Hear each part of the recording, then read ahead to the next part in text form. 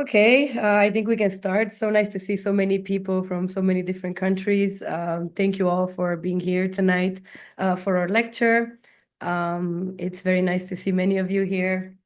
So this is a lecture of the FFIPP lecture series, and our goal is to give insights into the historical and political context shaping current events in Palestine. This is with the help of our incredibly insightful speakers. With that being said, we are profoundly heartbroken by witnessing what's happening in Gaza and what has been happening for such a long time now. And we believe that it's our duty to educate ourselves before we can educate others. This is very important indeed. So I'd like to say a few words about our organization, about FFIPP. So FFIPP is an educational network for human rights in Palestine and an international nonprofit organization. And we are composed of international students and faculties working in solidarity for a complete end of the occupation and just peace in the region. Our aim is to educate and to increase the understanding of the history and the current situation in Palestine, as well as the human rights violations going on. In particular, we aim to enable students to develop an understanding about the reality, the harsh realities of the occupation, and in turn also provide the platform through which they can raise awareness about what's going on. So we have a network which has expanded throughout the world with chapters in Brazil, the US, and Europe, including France, and Bordeaux, Grenoble in Paris, Switzerland, the Netherlands, the UK, Italy, Spain, and Poland. So each of these chapters, as well as the European Board, organizes events such as seminars, panel discussions, lectures, exhibitions, film screenings, and other events about human rights in Palestine throughout the year. Our main project is the summer program, which is open to university students and activists from all disciplines, and it's an intensive on-the-ground learning experience in which education is the primary focus. So our program includes a week-long orientation week, during which the group travels to different parts of Palestine in order to get a better understanding of what's happening, and the month-long internship at one of our partner organizations in Palestine. This can be Palestinian grassroots organizations, research centers, centers in refugee camps, human rights organizations, and journalistic enterprises. If you want to learn more about the summer program, please feel free to connect with our work. And throughout the year, we also organize campaigns and educational events, such as this lecture series. Thus, we are very thankful for all of you being here in the first place, and for our partners who help us organize this, and specifically our Polish partners working in solidarity with Palestine, such as Akademia de Palestini, Strefa Wolnosłowa, and Collective Kefia. Again, we thank everybody for being here, and I'm now excited to give the floor to Natalia, who will tell us more about today's amazing speaker, Professor Nurit Peled-Elhanan. Thank you very much, Amalia, for this introduction. I'm honored today to introduce Professor Nurit Peled-Elhanan. She's a distinguished professor, philologist, and outspoken advocate for peace and justice. She teaches at the Hebrew University of Jerusalem, where her work focuses on language, education, and critical research on Israeli school books. Professor Nurit Peled-Elhanan is well known for her book, Palestine in Israeli School Books, Ideology and Propaganda in Education, which I, by the way, highly recommend, where she examines the portrayal of Palestinians in Israeli school books and the powerful role these narratives play in shaping young minds.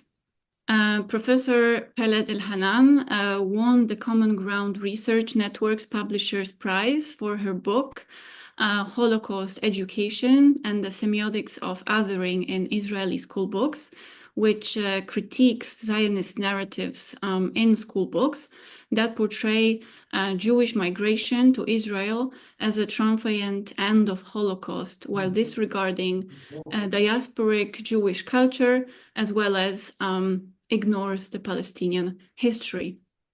Nurit's work highlights how Israeli textbooks often portray Palestinians as refugees, primitive farmers, or terrorists, reinforcing state narratives.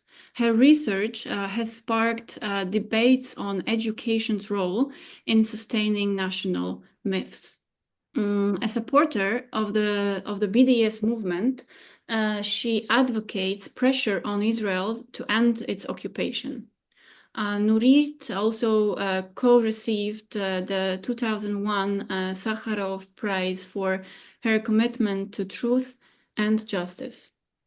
Today, in this lecture titled The Legitimization of the State and Its Actions in Israeli Schoolbooks, Nurit will guide us through how Israeli schoolbooks not only depict the state of Israel and its history, but also legitimize its actions, often framing them in a positive light while marginalizing Palestinian perspectives.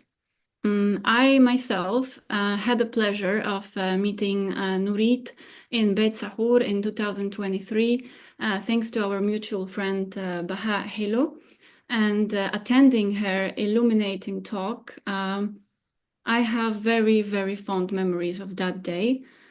So, recognizing the importance of this knowledge, my colleagues and I decided to organize this lecture today to help spread her message. There will be a Q&A session at the end of this panel, so please save your questions for then.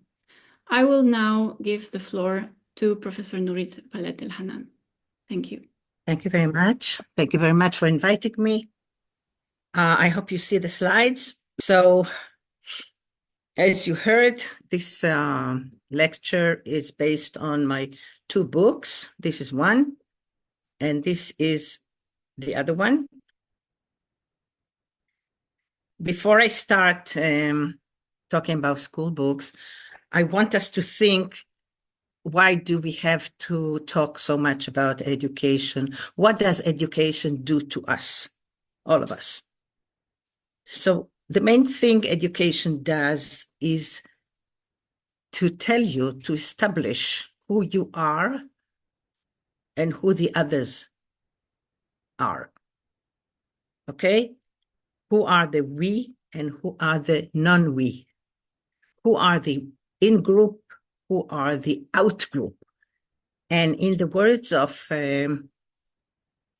Judith Butler, who are the grievable and who are the ungrievable? Who you should mourn and who you shouldn't mourn. Now, if I show you these pictures of children,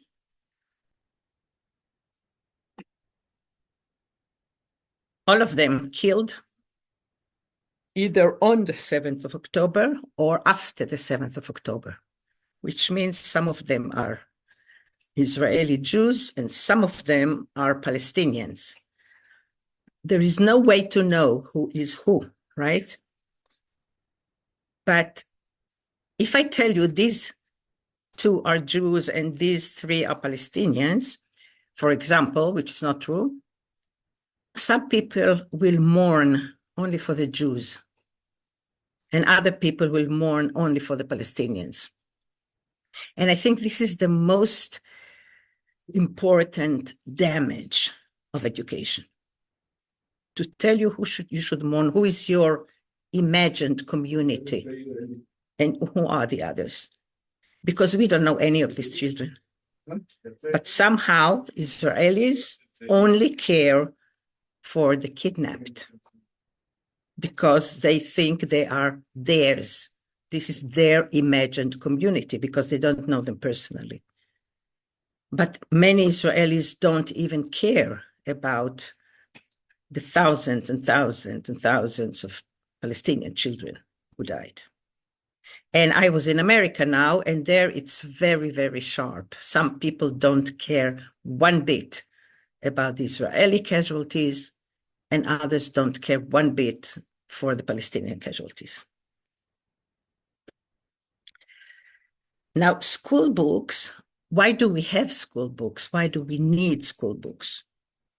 School books are a tool of the state to reproduce its ideologies and to mold the new citizens. Okay? This is the role of school books. Otherwise, you don't need school books because we have books.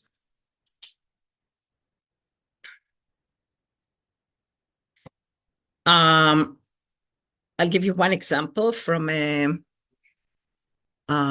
book which was written by an Israeli scholar and a Palestinian scholar together. And it's called Independence and Nakba. Okay? So every event is written by the Israeli in an Israeli version, and then Palestinian in a Palestinian version. If you look at this slide, you see that the Israeli author, in summing up the consequences of the 48 war, gives exact figures of Israeli loss. But regarding Palestinian losses, the book provides only estimated quantities. There were many casualties, many villages were destroyed, hundreds of thousands of Palestinians became refugees. Because it's not important, it's them. By the way, the Palestinian version of this paragraph doesn't mention the Israeli losses at all, which means that every nation has this tendency to divide the people, whether alive or dead, into us and the others. Here I wrote it, yeah. Okay. Now, Israel is what we call an ethnocracy, which means it's a state where one ethnic group dominates all other ethnic groups. And the one ethnic group dominates, it's not all the Jews. It's a certain group of Jewish people who originated from Europe. The non-European Jews are marginalized and discriminated, not like the Palestinians, but second to them. I'm not going to talk about them. Now, all books all over the world are meant to legitimate the state and its action and to reproduce the national narrative. So Israeli school books are meant to legitimate the Zionist project of conquest and settlement to both Jewish and Palestinian Arab students. Because in Israel, we have two systems, in general, Jewish one and an Arab one, but they learn the same content. So the Arab students, the Israeli Arab students, learn to legitimate the Zionist project of conquest and settlement and so on. And of course, what school books do, they legitimate the foundational crimes. Every country does that, the Nakba and the Naksa. And they have to rationalize inequality, to make inequality rational so the student can accept it, live with it, and go on. And learn how to rationalize it. Because school books do not provide any innovative solution to inequality, but rather provide an appropriate rationalization for inequality. They don't have to do anything else. They have to reproduce the inequality and legitimate it to the next generation. So in all Israeli school books, and we have many books, in Israel, school books are a private industry. So for every subject, we have hundreds of books. And teachers can choose what they want. But all the books have to be approved by the Ministry of Education. And in order to be approved, they have to have some common ideological ground, which is the Zionist ideology. And from that ideology derive some basic assumptions. Some of them are existential. What exists? Jewish historical and natural rights on the land of Israel and Palestine. Global anti-Semitism. Now, some of the assumptions are value assumptions. What is good and desirable? A Jewish state, Jewish majority, very important, Israeli control as a guarantee against another Holocaust. The Holocaust hovers over everything. We do that in order to prevent a Holocaust. We do that in order to prevent another Holocaust.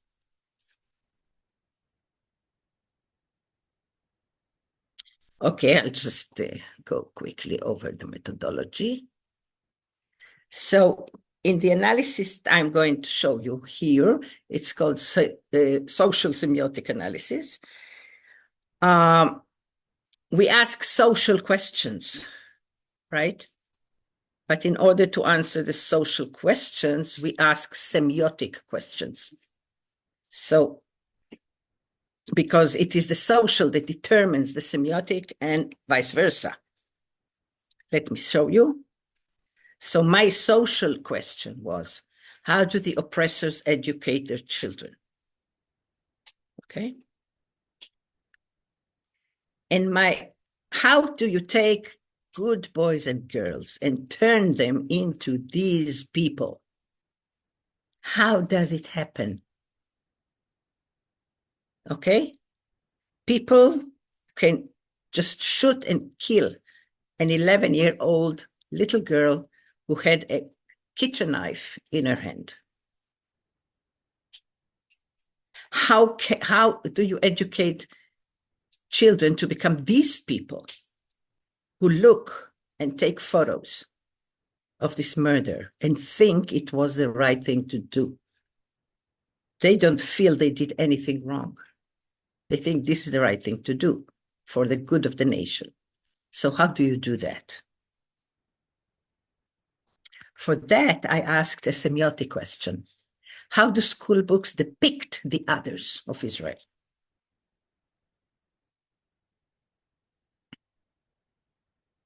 Now, what we call Israeliness was constituted against three groups of others. The first group was East European, feeble, studious Jews who later perished in the Holocaust without resistance. And these were the Jews we do not want to be. This is what the first Prime Minister of Israel, Ben-Gurion, said. I don't want to be like these Jews. I don't want to be part of these Jews. Now, the other group against which Israeliness was constituted is the non-European imported Jews who threatened to destroy Israel's Western character and turn Jews into Arabs. This is the main fright of Zionist leaders was. Because after the Holocaust, they turned to Muslim countries to find Jews that would populate the future state. But they didn't accept them as full people. They wanted them physically. They didn't want their culture. They didn't want their customs. They didn't want their languages. They didn't want their music. In order to become Israelis, they had to get rid of all this. And the third group is the Arabs. The Arabs became the potential exterminators of Israel after Israel has befriended the other Germany. Okay? Ben-Gurion said that he's accepting the reparation money from Germany in order to protect the country against the Arab Nazis. So the Arabs received the role of Nazis. So these are the three groups against which Israeliness was constituted. Now, when we want to ask how are people depicted as others? How do we know that they are others? We ask, how are they depicted as others? What do they do or not do? In the book, what do they look like, the others? What are the relationships between them and us? Do we look down at them? Do we look up at them? Here is an example. This is a diagram of Jewish versus Arab population. So on the top, you see Jews and others. I will explain what that means. And they look like funny people, but they have no ethnic signs on them. You don't know they're Jewish, right? At the bottom, you have Arabs represented by a racist icon of some kind of Alibaba with a camel and his crouching wife. Now, this Alibaba appears in the book every time there is a chapter about Israeli Arab citizens.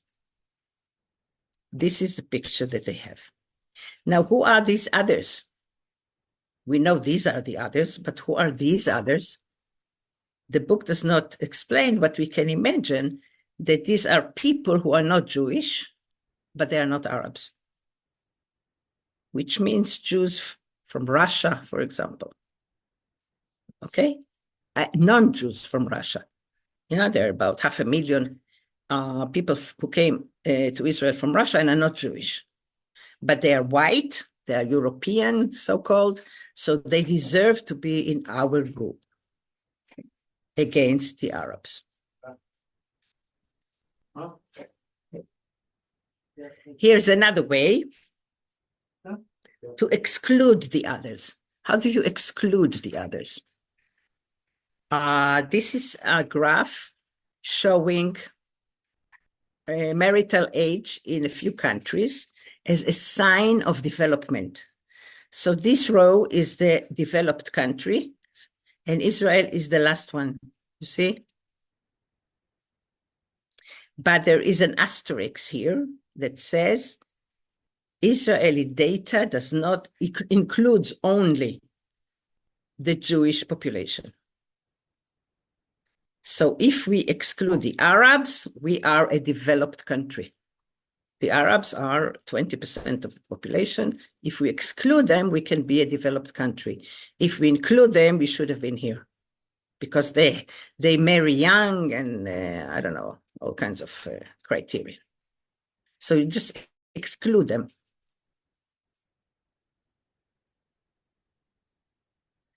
Okay.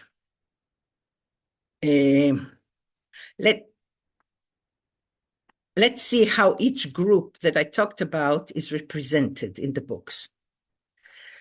For example, this little girl, the school book says a Jewish girl from Germany with a yellow badge. The chapter is about the badge. So there is a question, when was the badge used to identify Jews in the past? What is the difference between past usage and that of the Nazis? But who is the girl? Why don't you say her name? Why don't you say what happened to her? Because she is not interesting. Okay? She's an icon. She just represents all the other children. It doesn't matter. However, you do show me the girl. You do show me a 6-year-old girl who was murdered because she was Jewish. You do say here, don't pay attention to the girl. She doesn't matter. We just want to talk about the badge. But you show her to me. And this picture is traumatic when we think that this girl is going to die and has died. So on one hand, the book traumatizes the children with not only that, with horrible pictures. On the other hand, they say, listen, don't pay attention to these people. They don't matter anymore. We are interested in, global things. This is about Holocaust victims. Now, the Palestinian problem This is how Palestinians are represented in one book. There's nothing Palestinian about this picture. You see a very poor neighborhood with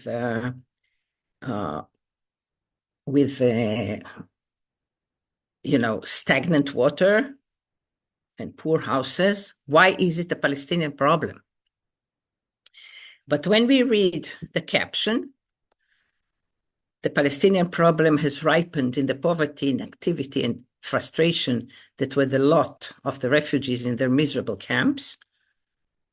And then when we read the main text, although Israel came victorious out of the survival war that was forced upon her, the Palestinian problem would poison for more than a generation the relationships of Israel with the Arab world and with the international community. If I paid attention to this, poison and ripened. And if I go back, what does ripen in stagnant water that can poison us? Okay? Stagnant water, you have all kinds of disease. All kinds of disease. They can poison you. So maybe this was the motivation to choose this picture and say that this is the Palestinian problem, something metaphorical. I don't know. And the third group, as I said, non-European Jews. This is still another book. These Yemenite children who came in the 50s are juxtaposed with these Russian ones who came in the 90s. And since we cannot talk, I cannot ask you what your impression is. So I'll tell you mine. Oh, sorry. Let's start from the Russian side. Here we see individual people, right, walking ahead.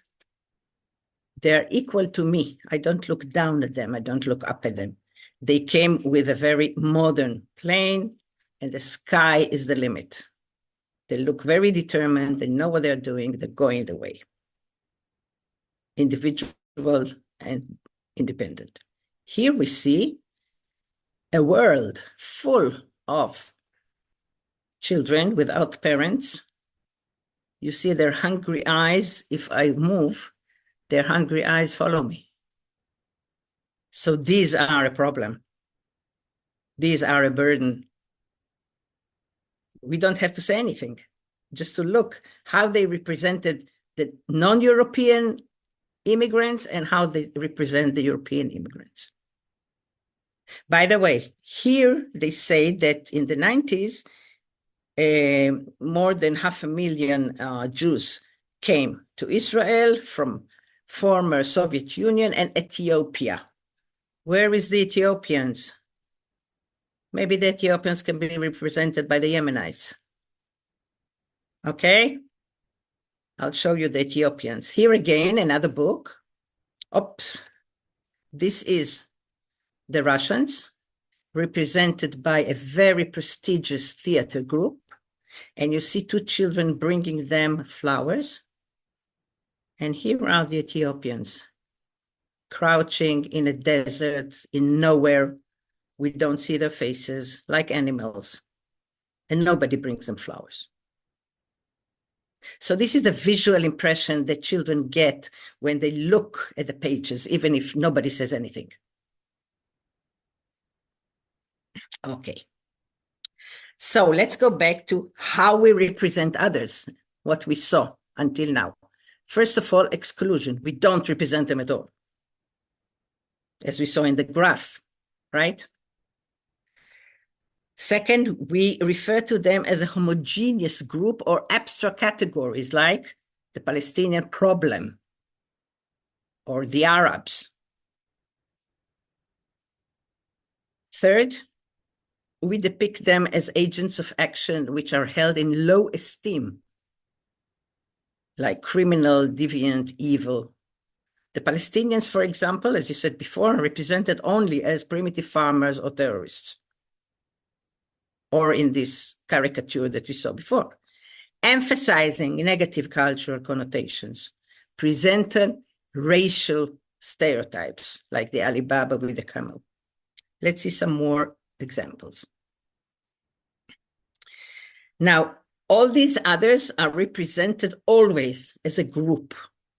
You don't talk about a Palestinian, you talk about Palestinians. Or about Ethiopians. And I believe that in anti-Semitic school books, you talk about the Jews, right? And then when you obliterate the personal differences, everyone becomes part of this abstract category.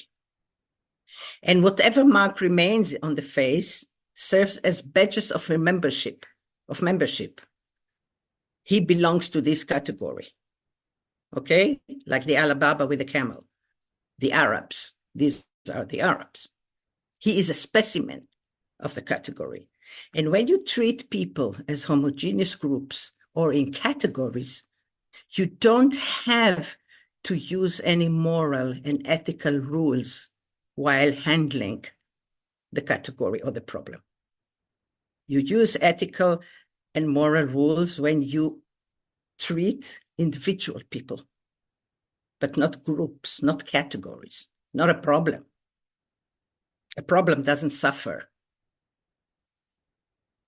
So all Palestinians are Palestinian citizens. I'm talking about Palestinian citizens, not Palestinians in the occupied territories.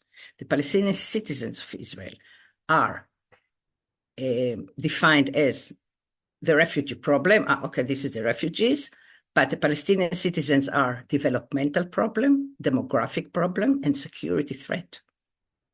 And these problems, the books say, must be solved. Okay, let's see some more examples of not showing people. This is a very old, from the 90s, I think, photograph of Jabalia refugee camp in Gaza, which is now doesn't exist anymore. It was razed. But even here, Jabalia, that was one of the most crowded places in the world, is represented from the air as a bunch of houses. You don't see any people. And the caption says, a region whose inhabitants live in overcrowdedness and poverty. Why do they live in such overcrowdedness and poverty? Nobody knows. This is their lot. This is their destiny. That's how they live. Now, a Dutch scholar by the name of Theo van Leuven, I think, says about such photographs. He was studying Dutch school books and the way they present the third world. There was a chapter in the Dutch school book called The Third World in Our Streets. And it was an aerial photograph of a sea of heads with scarves, but you don't see the faces. So he said, this is the angle of the pilot who flies too high to be able to see the people on whom he's dropping the bomb. It is the kind of objective knowledge which education is still primarily concerned to reproduce. This is called objective. You don't see the people, you don't see all these details that bother you. So he wrote it about Dutch school books, but it is very suitable to use it here. This is Jabalia. Okay, it's winter after Israel destroyed its water and electricity systems in 2009, I think. But these pictures do not go into school books or to any Israeli publication at all. Another way of not showing people is here. This is the cover of a series of books that is called Living Together in Israel for second grade. You see all these people, they live very happily in Israel, but we don't see any Arabs. We don't see any Ethiopians. We only see white people. All right? And of course, maps. Maps are the best way to exclude people from the world, because we don't know the country, we know the maps. So in this map about Arab population inside Israel, you don't have even one Arab city mentioned, only Jewish cities. So the impression is that the Arabs live on us, among us, on top of us, which is very frightening. These areas of the West Bank and Gaza are colorless. And here they say that these are areas for which we have no data. Maybe there are no people there because it's a population map. So if you don't have data, maybe there are no people there. And of course, mental maps. Mental maps are very good for excluding people. For example, here, factors that inhibit the development of the Arab village. Arab villages are far from the center. The roads to them are difficult, and they have remained out of the process of change and development. They are hardly exposed to modern life, and there are difficulties to connect them to the electricity and water networks. Now, people who don't know Israel would think we talk about Australia, where you have these remote, faraway villages you cannot bring water and electricity to. But this is the map of Israel. And as you see, this is a map issued by the Foreign Ministry. The widest, Israel as its widest, is 135 kilometers. So where are these remote villages who remained out of development and so on? But of course, children don't ask that, okay? And they say, of course, the total area of State of Israel, including Judea and Samaria, which is the West Bank, and the Golan Heights, and so on. You see, it's less than Orange County. It is less big than Los Angeles County. It's very small. So where are these villages? Okay. This is another way of excluding them. This book presents a checkpoint. If you were in Palestine, I'm sure you saw some checkpoints like that. They are called flying checkpoints. One day they are there, one day they're not there. And as you see, the people against whom the checkpoint was put are not there. Okay, there is an idea of a threat. There is an idea of terror, but the people are not there. So they do not exist really. And we are a defensive democracy. So we have to defend ourselves against the possibility of terror. But this is how a real checkpoint looks every morning. Of course, this doesn't go into the books. And the book asks very rational questions. What is the purpose of the checkpoint in your opinion? How does it represent our defensive democracy? So the whole discussion is in the abstract because the people do not exist. Now, in order to otherize people, you must use racist discourse. And this is the invention of colonialism.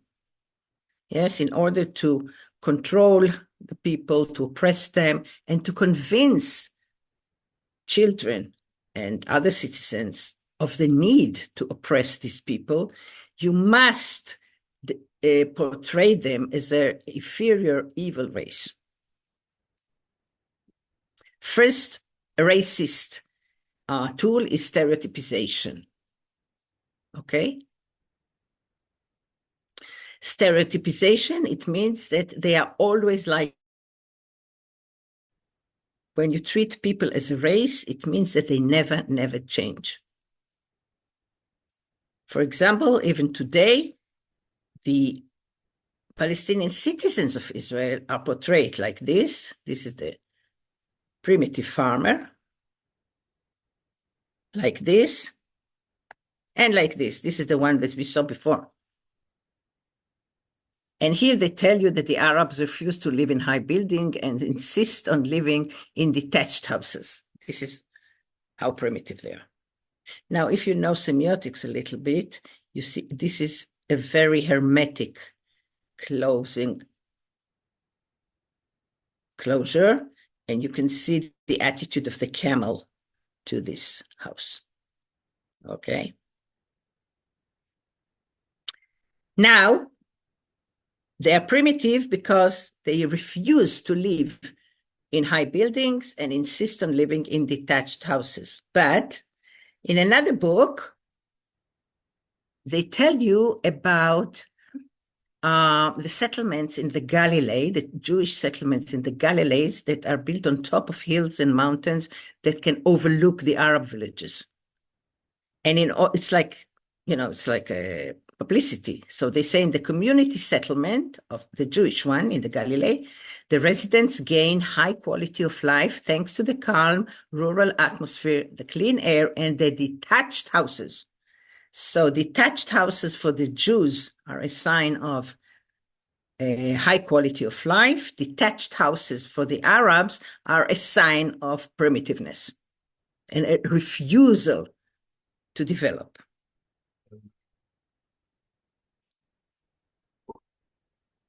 And as I said before, when you use racist discourse and you want to otherize people, you must describe them as homogeneous groups who have very negative qualities that are in the blood.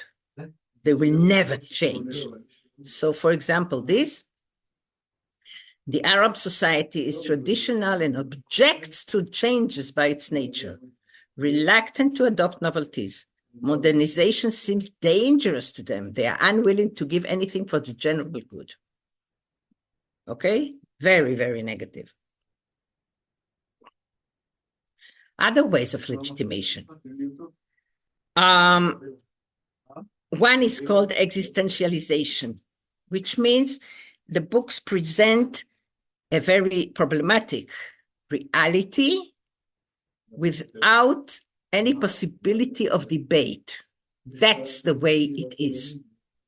For example, you see there is no contradiction between the fact that Israel is comprised of a civil nation of citizens and the fact that several ethnocultural minorities live in it, but the only nation that enjoys self-determination is the Jewish one.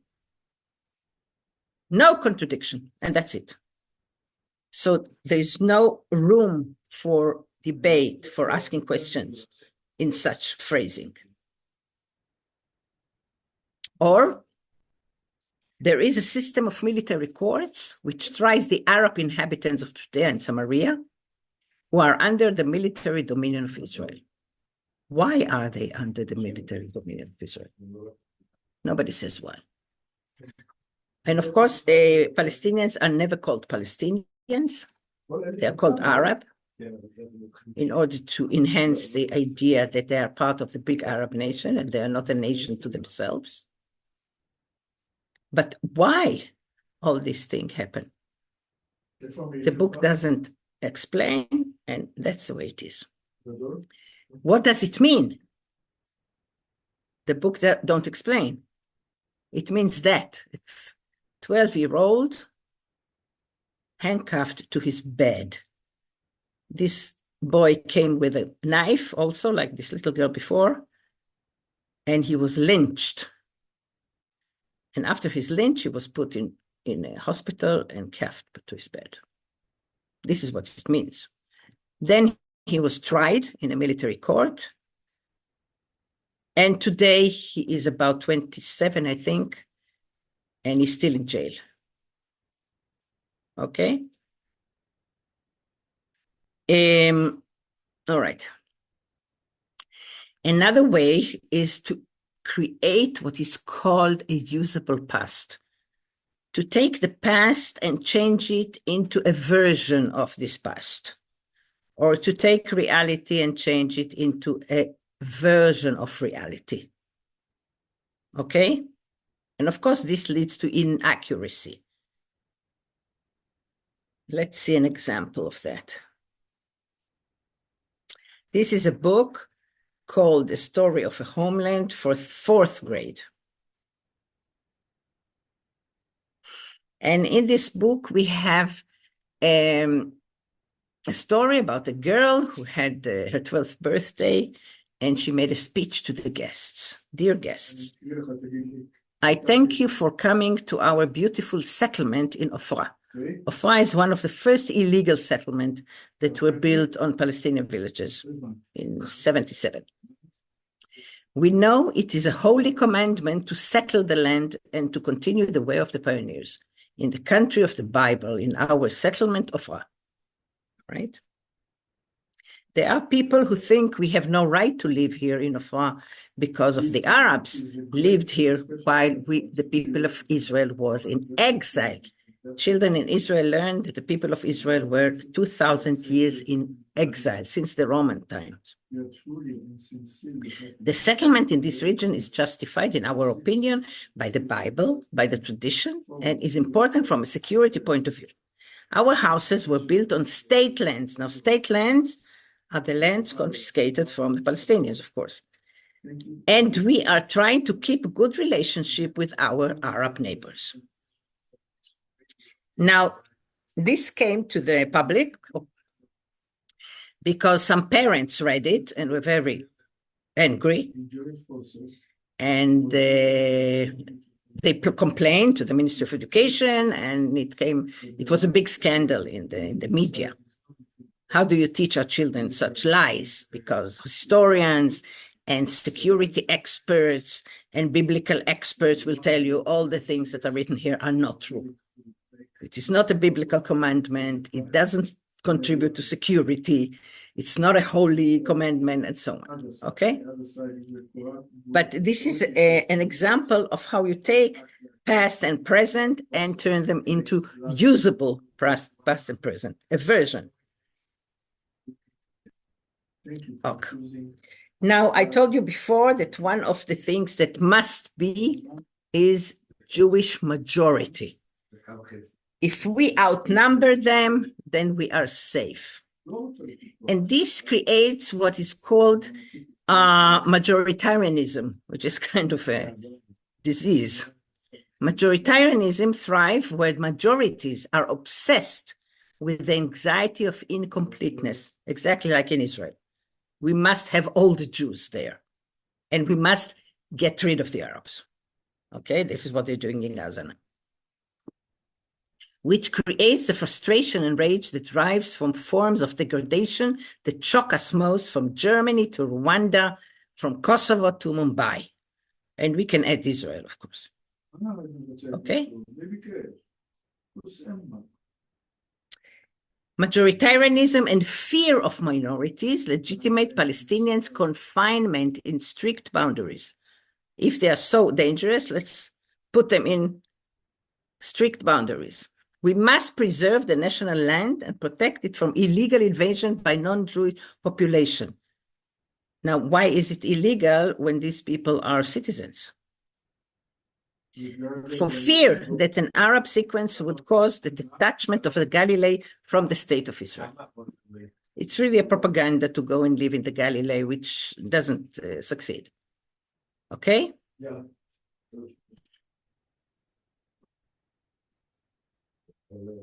And of course, it legitimizes military government. The military government helped Jewish settlements all over the country and prevented Arab seizure of vacant lands. Again, vacant lands are the lands confiscated from the Palestinians. And it also justifies illegal laws. The law of citizenship does not allow two people, an Israeli and a Palestinian from the territories, to live together if they marry. Okay? So some defend it in the name of Israel defensive democracy, danger of terror attacks, and some defend it for national reason to keep the Jewish character of the state. Now, the Supreme Court ruled the law was not constitutional, but rejected the petition against it because it was an emergency law and because human rights are not a recipe for national suicide. Now, in Israel, all the laws are emergency laws because we don't have a constitution. So all the laws are emergency laws. And majoritarianism legitimates ethnic cleansing, of course.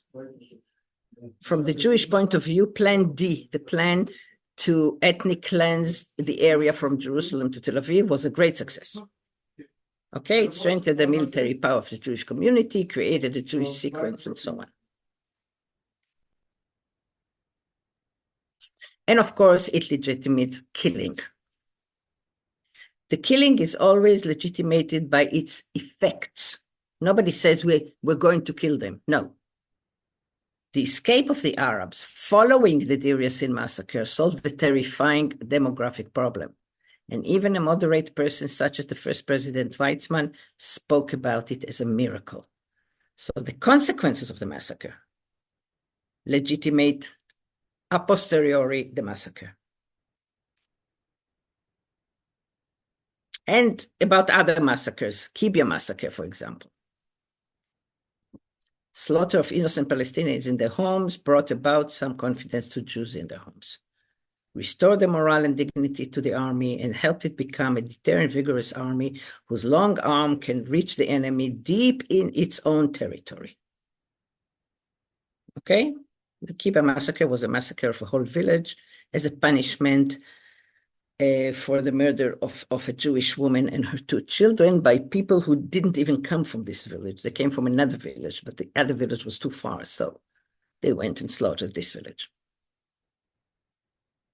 Why do they have to die? So as you hear in Gaza, okay, they die because they don't do as they are told or because of mistake. And since we don't have any testimonies of the victims, this is what the children get. The loudspeaker encouraging the inhabitants of Deir Yassin to leave the village did not work. The people did not leave the village, and that is why so many were killed, or the soldiers did not know the people were hiding in their homes that night. Very lame excuses. And of course, they are to blame. When you go to war, you cannot lament your defeat. The Arabs brought it upon themselves, for they fought the Jews to perdition. So we are not to blame. So the overall claim is that positive outcome for us may condone or overlook evil done to them. This is it.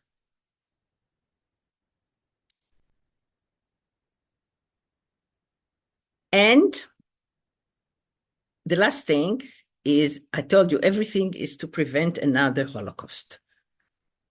So the Arabs became the new Nazis. Let's see how the books do it.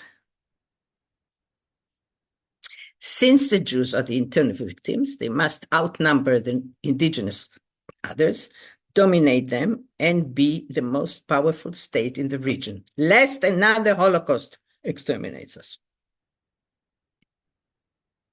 This is the rhetoric of victimhood on one hand and power on the other hand. For example, in Teacher's Guide to Second Grade, 7-year-old children, the students will understand that during World War II, the Jews did not have a state. That's why they were killed. The establishment of the State of Israel guarantees our security and safety. We are in conflict with the neighboring countries and with all the Arab countries, but now we can defend ourselves. All right? The conflation of Nazis and Palestinians. And in a book that prepares students for final exams by the age of 18, in a chapter that is called The Formation of Holocaust Remembrance, they bring you all the terrorist attacks of Palestinians from 74 on. And after every event, they say, this event made room for bereavement and pain and facilitated identification with Holocaust survivors. Israelis under Palestinian attack suddenly felt like Jews victims of the Nazis. Or this traumatic event exposed the weakness and vulnerability of Israelis in the face of terror and led them to adopt a different attitude towards Holocaust survivors.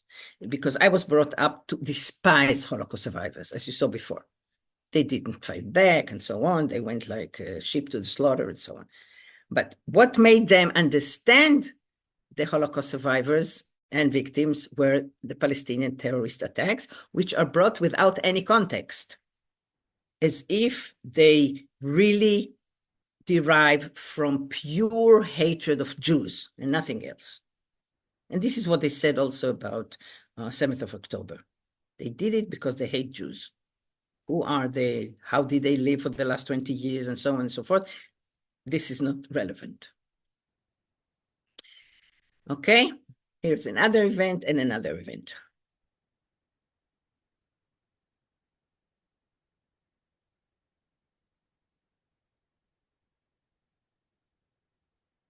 Okay, so conclusions. Israeli school books command the students to ignore the other drama, that of the victim and their circumstances, to disregard international laws and decisions, and look ahead of injustice to the favorable consequences for the Jewish Israeli nation.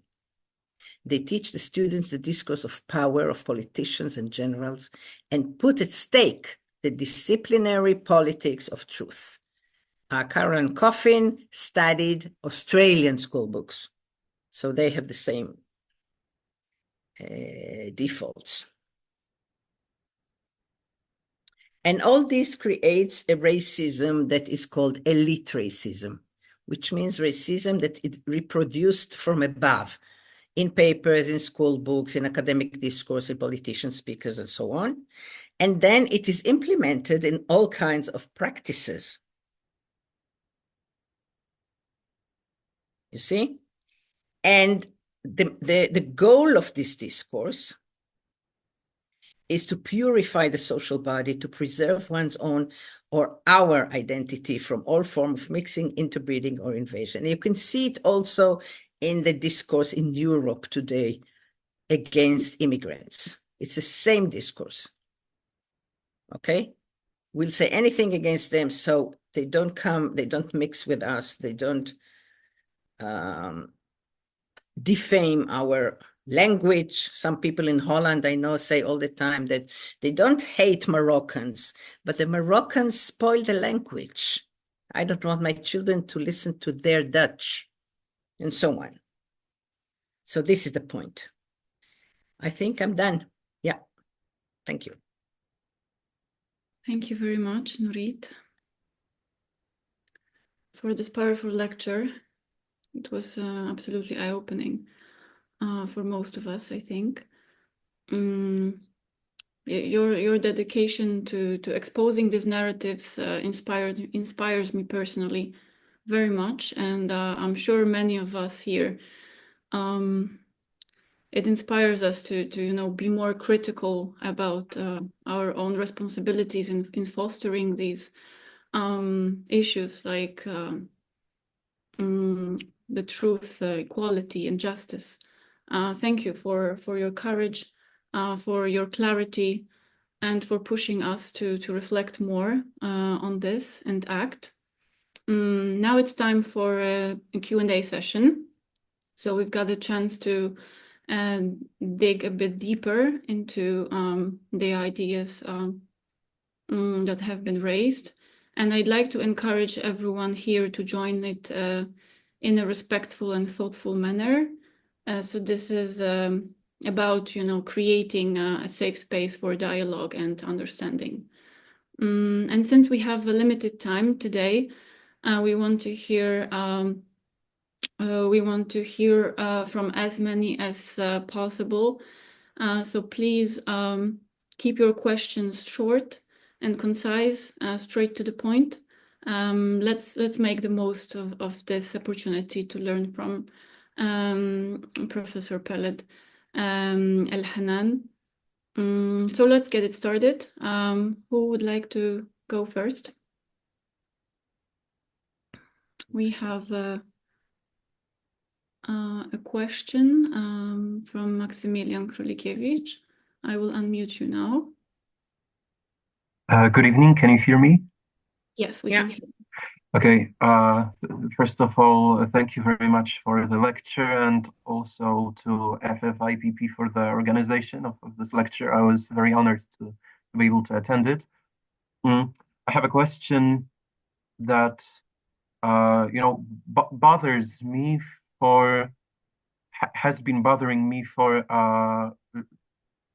several months, actually, because you have mentioned something very important in the beginning, that some people see those children and mourn and grieve only for the Jewish ones, and others do it only for the Palestinian ones. So I would like to ask you, as also an activist, what kind of solution do you see for the whole, let's say, quote unquote, issue? Because two-state solution isn't working, and we can see it. And I know it satisfies no one, because my friends who live in Nablus, for example, will never be satisfied with their lands in Israel. So the only two solutions I see are the independent Palestine, quote unquote, from the river to the sea, or a confederation of two nations. But each of these solutions seems to be imperfect. What, in your opinion, can solve the injustice and at the same time prevent us from another injustice, but in an opposite direction? Thank you very much. Okay, I'm not doing politics, and I don't care how many states there are going to be. A state is a very bad thing, as we all know by now. Any state. Every 4 years, we elect somebody else to ruin our life. That's all. But Israel is a very abnormal case, because Israel is not the state of its citizens. It's the state of the Jewish people all over the world. It's like a colony. It's a colony of all the Jews in the world. And every Jew who comes to Israel on the spot receives citizenship and has more rights than Palestinians who were born there and lived there for hundreds of years. So this has to stop, first of all. And the state has to turn into a normal state, a state of its citizens. And a state of its citizens is not concerned with religion and ethnicity or all these things. These things work out by themselves. The state of its citizens should take care of all the citizens, and that's it. Should take care of the garbage, of electricity, of water, of whatever, medicine, health centers. How exactly they're going to do it, let them think about it. I don't know. But first of all, stop this anomaly where a state is a colony of people who don't live there. I think this is the main thing.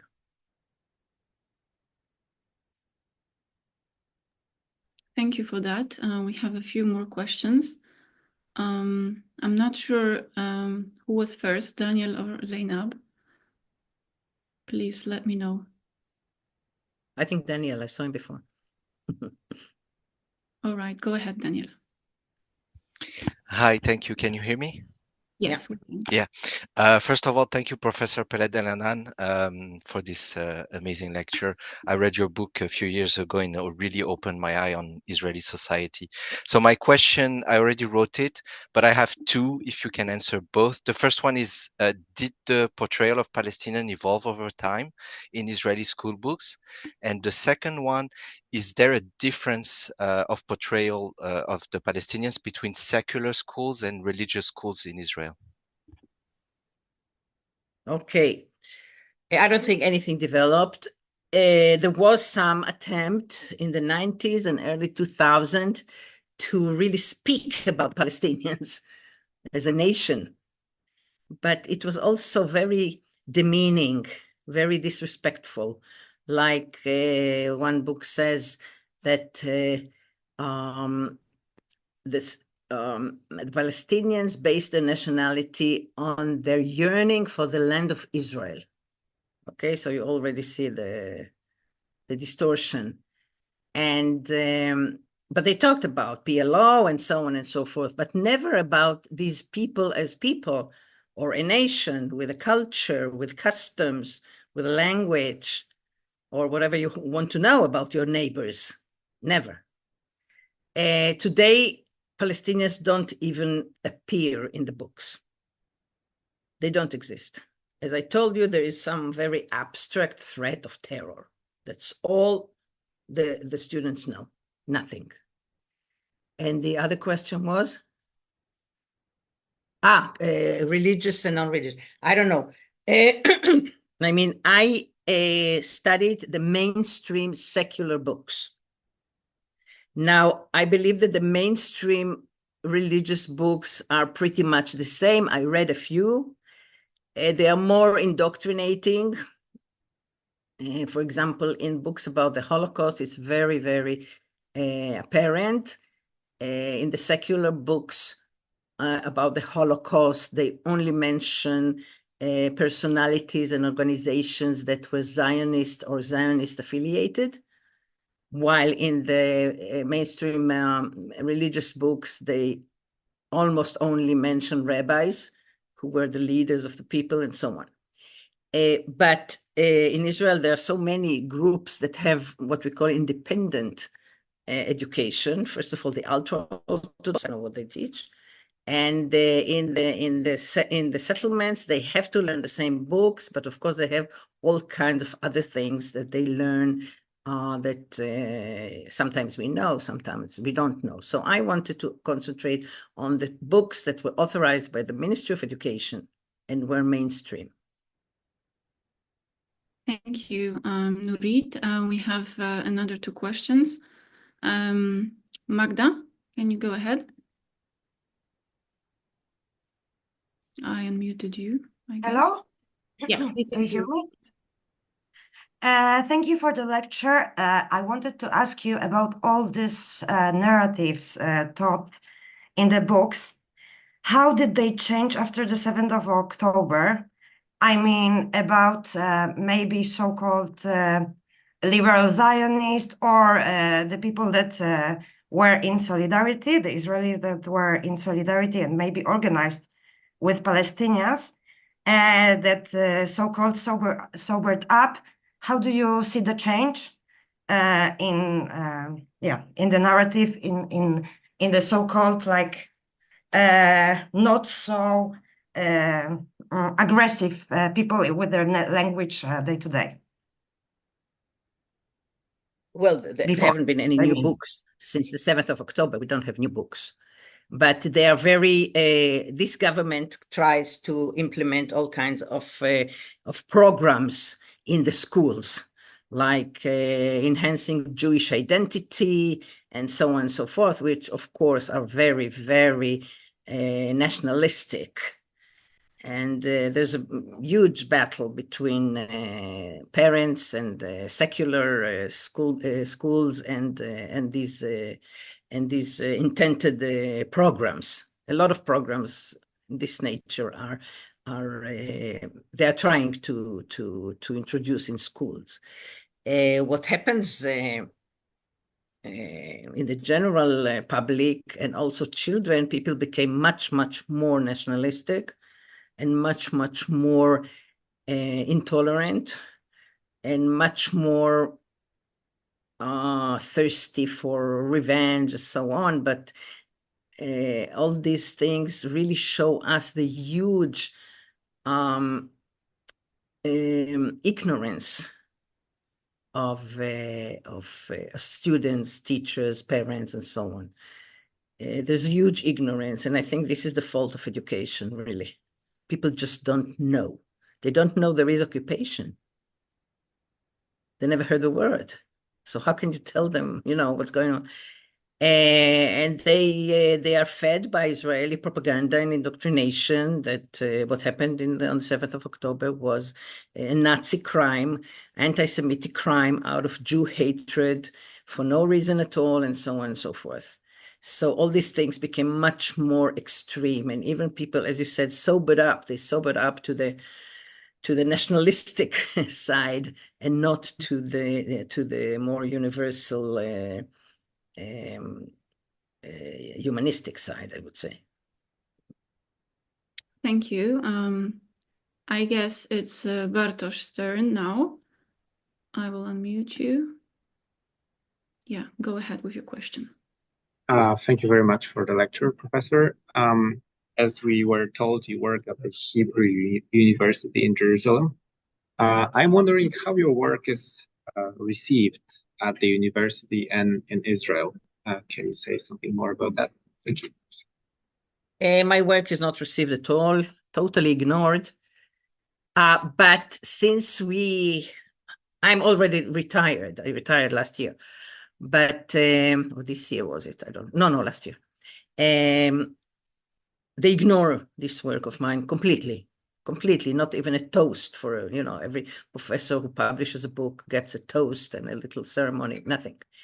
But I did teach these things, and this is the most important thing for me, because we had complete academic freedom in the university, and I could make up my own courses, teach whatever I want, as long as the students don't complain, everything is fine. So I did teach these things, and the response of the students was great. I saw in their papers that they really understood and then started reading these books differently, because they were educated on the same books, but suddenly they have this critical tool to read the books. And for me, it was very important. From my colleagues, nothing. Thank you for that. Gosia is also raising her hand. Please go ahead. Hello. Yes, I actually have a few questions. One of them is that, well, you actually mentioned that you were teaching students and you were able to do that the way you wanted to. But are there any alternative, let's say, schools or programs or maybe teachers that go around these school books, maybe at the secondary school level? And something related to that, okay, everything you're saying and that we know is that the Israeli society is indoctrinated from a very, very young age. But obviously, we all have access to the internet, now to TikTok and Instagram and so on. How many percentage would you think, or maybe there are some studies, of Israeli society is kind of questioning the Israeli state politics? We know it's a minority kind of, at least activists who speak about it openly, but I mean like people who at least question it, or as you say, no, there's an occupation and there's a reason for things. And the last question, since I have the mic, I know you studied Israeli books, but have you studied maybe Palestinian books? Because I was wondering, obviously, the Palestinian school books probably have the Palestinian map, just Palestine or Israel, etc., which is understandable and so on. But do you think, or have you ever studied the fact that do they also have some racist generalizing things? Because like when you talk to the Palestinians, you don't see that. People say we don't hate Jews, we only hate, the occupier, and because of this and that. But have you had a look at that at these books at some point? Okay. Thank you so much. Sorry for so many. My colleague, Dr. Samira Alayan, whom you must invite also to your next lecture, studies Palestinian textbooks. She's the expert. Right. And whatever I know from her. She wrote a very important book about education in East Jerusalem and so on. Now, Palestinian textbooks are monitored and censored both directly and indirectly by Israel. When I say indirectly, they are censored by the European Parliament that gives them the budget, by the World Bank, by all kinds of European and American bodies. So even if they wanted to say anything bad about Israel, they couldn't, okay, because they lose the budget on the spot. But the first version of Palestinian school books came out in 2000. Before that, they didn't have their own curriculum. They had the Jordanian and the Egyptian curriculums. So the first version was very much in the spirit of Oslo Agreement. So you had Israel on the maps, you had a whole chapter about Jews and the history of Jews in Palestine, and about Jewish important people like Albert Einstein and so on and so forth. They were very, very, very, very friendly, Israeli friendly. And then they saw that, it doesn't get them anywhere. So what Israel did with this first version, this version goes to the West Bank, to Gaza, and to East Jerusalem. But in East Jerusalem, they have to study the Palestinian curriculum, but they are supervised and monitored, and their salaries come from the Israeli Ministry of Education. So the Israeli Ministry of Education, when they got the Palestinian books, first of all, deleted the symbol of Palestinian Authority from the books, and then they deleted whole paragraphs which they didn't like. So the children would get a chapter, for example, the history of the Palestinian nation, and then 2 blank pages with nothing. Now, Samira Alayan has a wonderful article in Social Semiotics that is called The White Pages. I think you should read it. Now, in 2018 came the second version. This version is completely different. First of all, to go around the erasure of the sign, of the symbol of the Palestinian Authority, every book is in the colors of the flag. And second, they don't speak about Israel anymore. They don't speak about the Jews in Palestine anymore. They only call Israel the Zionist occupier. But they also make it very, very clear that they have nothing against Jews and Judaism, only against Zionism and the occupation. And this is a much more daring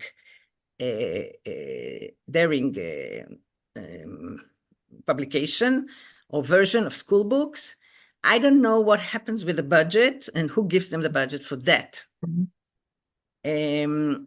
But this one is very daring, and I think they learned a lot from us, because just like in Israeli maps, you see there is no Palestine. In their maps, there's no Israel. Before there was Israel, now there is no Israel. But I really recommend to invite Dr. Samira Alayan, who is an expert on that, and she can tell you all about it in details. It's very complicated. The whole thing is very complicated.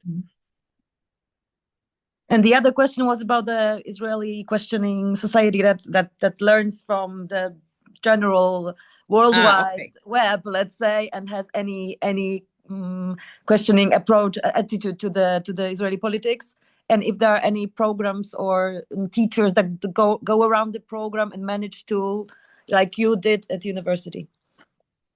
Well, first of all, we have the bilingual schools, the Hebrew-Arabic schools, and they go around all the problematic issues.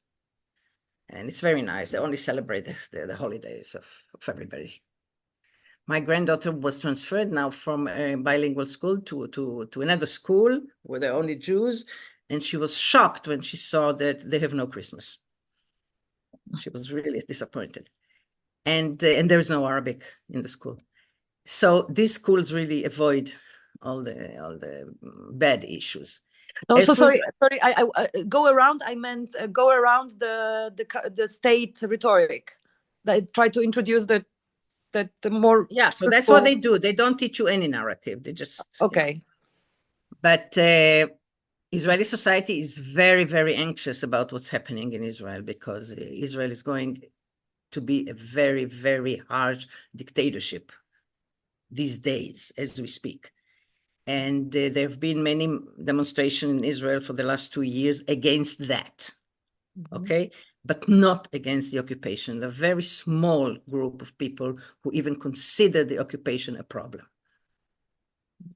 The people who demonstrate want to go back to their good life when they could forget about the occupation and have fun. And this is one of the problems, I think, that they don't realize that this is the elephant in the room.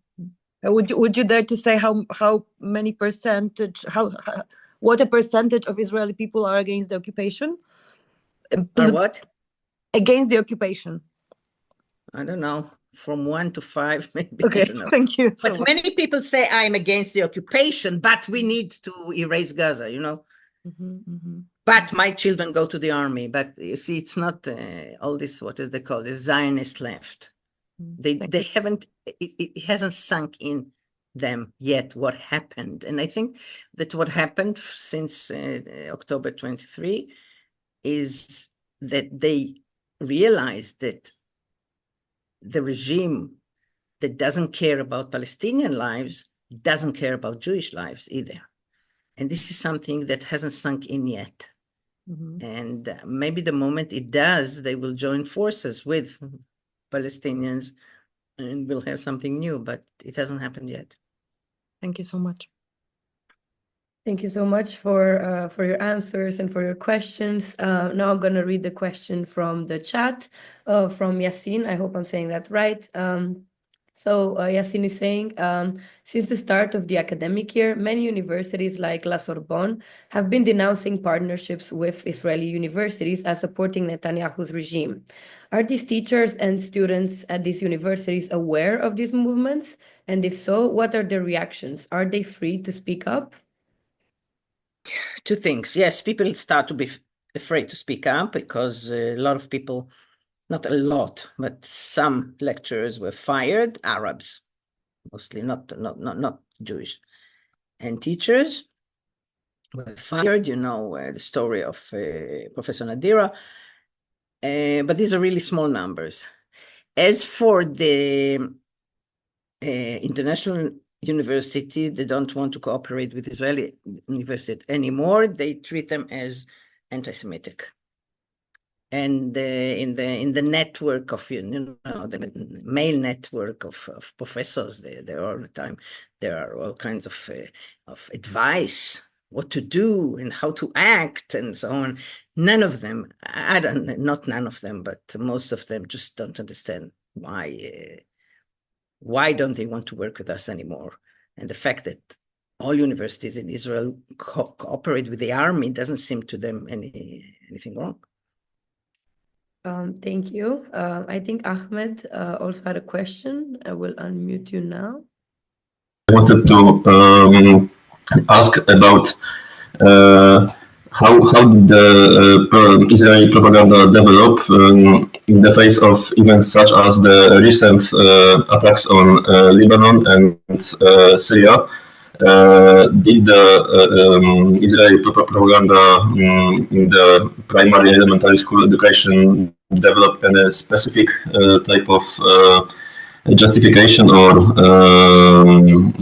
depiction of, for example, Lebanese or Syrians and other neighboring and well, not friendly, colloquially saying, nations around Israel, or were they always somehow collectively called as the Arab world together, for example, as in many false Western perspectives, together with Persians, Iranians, or were there any distinct, or are there any distinct types of propaganda directed exactly, for example, towards Lebanese or Syrians and or in the past Egyptians? And does it have the similar form as the one directed towards the Palestinians, which are differentiated, I guess, in the way that they don't get the full statehood they need and should have? So they may be perceived as the ones who don't deserve it. But is there also some specific perspective, or do they apply the same perspective that all their neighbors are same as Palestinians? They are some nomads that don't fit in modern cities and that don't fit in modern state as Israel perceives itself. Thank you. If I understand the question, is the attitude towards other Arab countries the same as towards Palestinians? We don't learn so much about the neighboring countries except that they are enemies. Maybe a little bit about Morocco, a little bit, but very little, very little. The history books are mostly about Europe, because Israel wants to be a part of Europe. And yes, they think that all the Arab countries around us are dictatorships and we are the only democracy, you know, all that. And that's all we know. I mean, that's all we learn at school. There's no specific interest in any of them. Yeah. Okay. Thank you. There's one more question from Zainab. Hey, how do Israelis rationalize their friendliness with the European nations if they teach themselves that Holocaust was the worst thing that happened to Jews, and then it happened in Europe, but we are friendly with Europe and we want to be like them? So how do they, I don't know, is it just cognitive dissonance, or is there something else? Or do they say that, we have forgiven everything because, the Europeans gave us the land of Israel? No, it's not that simple, but Israel wants to be a Western country. And in the Holocaust, with the extermination of the Jewish people, there was also the extermination of Jewish European culture, which they wanted to revive, which was a wonderful, rich culture, and they wanted to revive it in Israel. So they wanted to live in Israel, on the land of Israel, and revive the European Jewish culture. That was it. And then to be a Western culture, a very modern, developed, successful country like all the Europeans, and not to sink into the Levantine Middle East and so on. That was the idea. To reject the East and to adopt the West in the Middle East. And there's no forgiveness whatsoever. But again, they received the reparation money, as Ben-Gurion said, to protect us from the Arab Nazis. The Arabs received the role of the exterminators. Okay, I think we have to wrap it up. Yeah, I think that was it. Thank you so much for this incredibly insightful and powerful lecture. It was very interesting to see the very beginnings of the propaganda machine and its consequences. Thank you so much for your time and for these very interesting insights. And thank you everyone for being here. And before we wrap up, I'd like to remind everyone that our next lecture series will continue, and we'll keep you updated via email and on our social media. So follow us on Instagram. And as the professor has suggested, we will certainly also invite Samira Layan to show us the perspective on the Palestinian school books. It would be very interesting to see this complementarity. So for everyone, if you have suggestions for future speakers or topics, don't hesitate to reach out to us. We will also like to add a link where you can donate to FFIPP Europe, since we're a non-profit organization that would support us to organize even more informative lectures. We appreciate your presence and your contribution. Thank you so much, Professor, and thank you, everyone. Thank you. Thank you so much. Thank you, Professor, and thanks everyone for joining. Thank you. Good evening. See you next time. See you. Bye-bye. Bye.